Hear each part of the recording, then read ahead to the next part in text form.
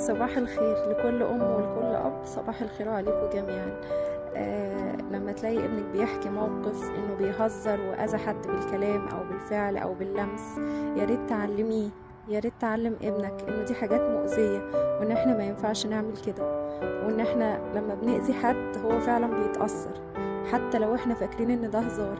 فعلموهم لما يحكوا قدامكم المواقف دي، علموهم.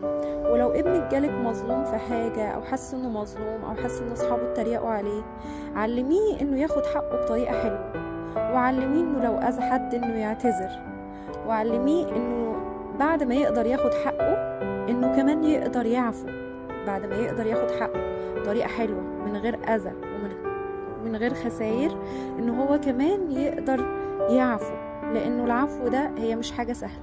فياريت نعلمهم من دلوقتي إن هم يقدروا يبقى عندهم العفو.